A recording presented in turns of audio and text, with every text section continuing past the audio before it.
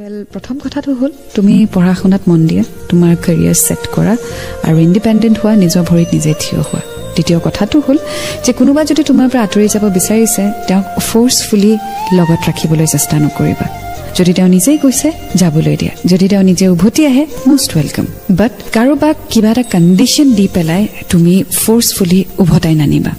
যদি জ্যোৎস্না এতিয়া তোমাৰ লাইফত নাই, যদি তাই happy, let her be happy. তুমি তোমাৰ পঢ়া শুনা কমপ্লিট কৰা, চাকৰি কৰা, লাইফত বহুত মানুহ লগ পাবা।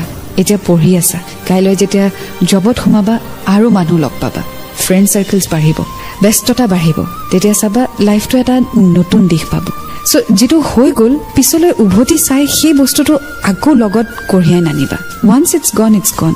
সন্মুখত কি আছে সেইটো চোৱা। মই জানো কেতিয়াবা মন যায় ঘূৰি যাবলৈ, আকৌ উভতাই আনিবলৈ, বাট যিটো সময় গুচি যায় সেইটো সময় জানো ঘূৰাই আনিব পাৰিবা? নোৱাৰা ন? ঠিক তেনেদৰে যিটো বস্তু হৈ গ'ল, গুচি গ'ল, সেইটো আকৌ ধৰি বান্ধি জোৰ কৰি উভতাই নানিবা। যোৱা বস্তু যাবলৈ দিয়া, তুমি আগুৱাই গৈ থাকা। আগুৱাই গৈ থাকোঁতে যদি বাই চান্স আকৌ লগ পোৱা, বেলেগ কথা। আৰু যদি লগ নোপোৱাও, don't worry, there is someone somewhere right there ৱেইটিং ফৰ ইউ।